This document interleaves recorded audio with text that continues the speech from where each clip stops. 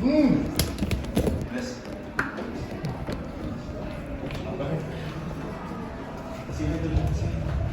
Terus.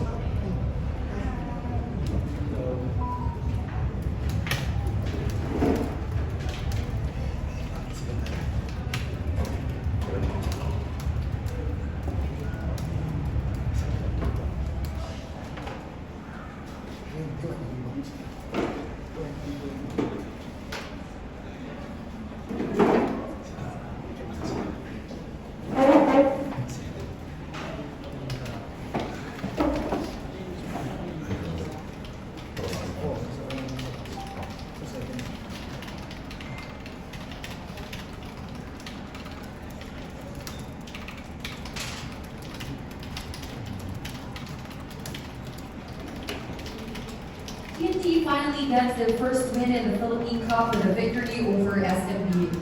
Welcome to post-game press conference, and I'm joined by our winning coach, Coach Chot Reyes, and our best player of the game, Calvin Aftana. Congratulations, gentlemen.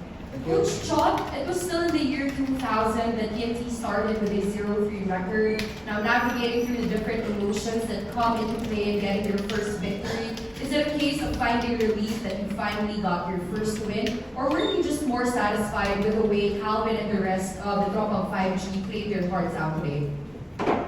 Obviously, there's relief to finally get the W, but it was a matter of us taking a close look at ourselves, just some real brutal reflection. And before the game, I told the players maybe we have it all wrong. Maybe we were trying to find the old TNT game. We were talking about why we can't do this, why we can't do that in our first 3 games. Until we realized that we can't go back to the old TNT game because this is a vastly different team. Without Jason and without Ronde, this is a very different team. So I told the players before the game, let's play our game with the players in this room, with who we have. And I think that simple realization worked wonders with the way the players played tonight, their effort and their fight. I just told the players, let's write our own story. Let's not write a story from the past or whatever. Let's write our own story, and hopefully this is the first step, the first chapter in that story. Thank you, Coach Chot. Now, Calvin, nakita rin natin yung kakaibang effort mo to come up with your first double-double performance of the conference na may kasama pang career high in rebounds. Was it the thirst for your first win that fueled this, or was it also the help that you were getting from your teammates that made it very much possible? Masarap ating flirt. It's just yung sinabi ni Coach yesterday sa huddle namin is just show up. Yun yung bagay na talagang wala sa amin the past 3 games. Wala na si Ronde, wala na yung shot blocker namin, tsaka magre-rebound pa sa amin. So having said that, yun yung sinulat dun sa board namin. Coach asked us about ano yung ma-contribute pa namin. Coach Josh remind me na contribute kami dalawang Roger sa rebounding. Kasi the more na makaka-rebound kami, the more makakontrol namin yung laro. And yun nga, career high ko sa rebound, pero I'm not looking for that. I'm just happy na nanalo na kami sa this conference. Hopefully, sustain namin to the rest of our games. Thank you, Calvin. Now we would like to open the floor to our friends from the press. Strong congratulations. You said last Friday after that loss na you just needed one good quarter just to get your groove back, and you did more than just one quarter. And you won finally this tournament.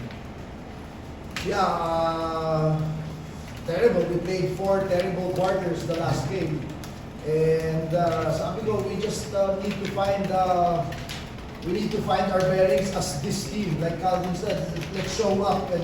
And the team that showed up today was a different team. This is the team that we're going to go to war with in this conference.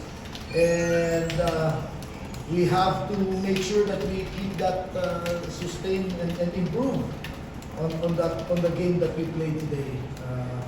San Miguel's a hell of a team, but you know, as long as you keep fighting, then you give yourselves a chance. I thought we did a great job today, just giving ourselves that chance.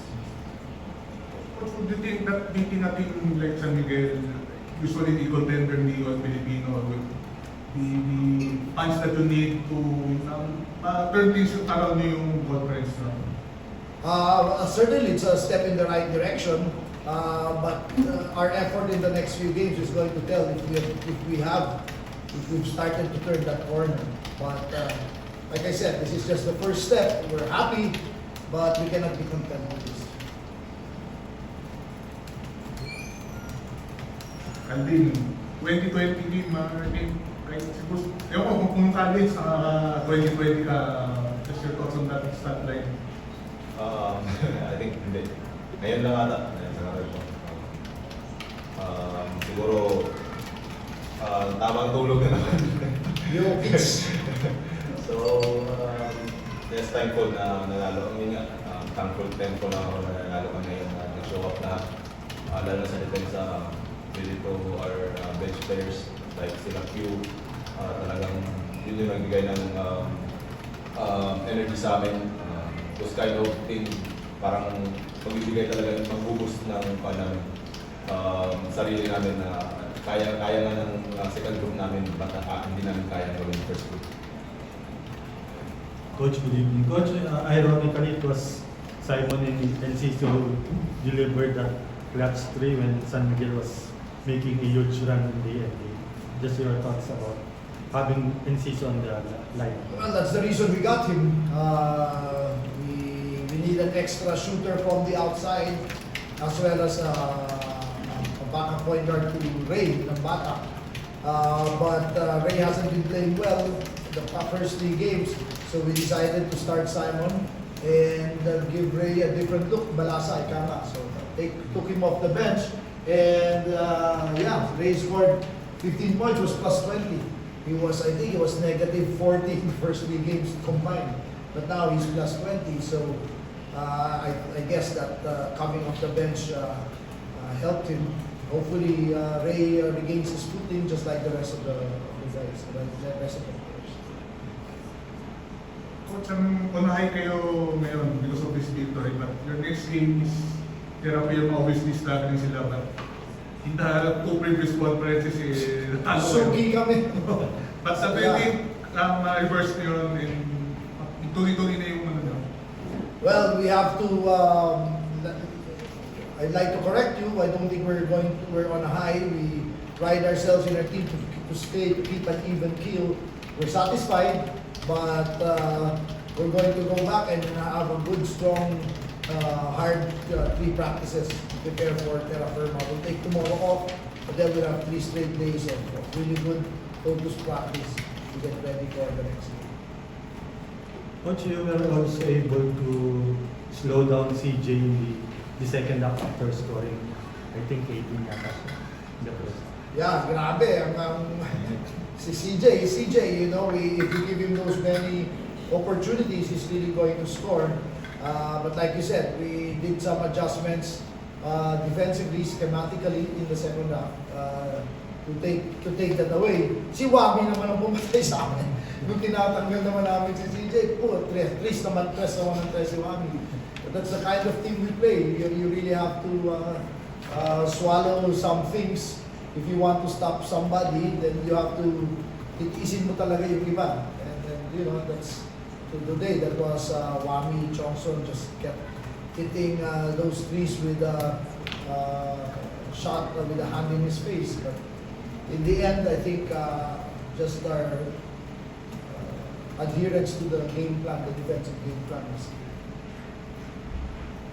Okay, gabi na. Wala na tayo. That's our post-game press conference. Thank you and congratulations once again to TNT. Thank you. Thank you. Thank you, Coach.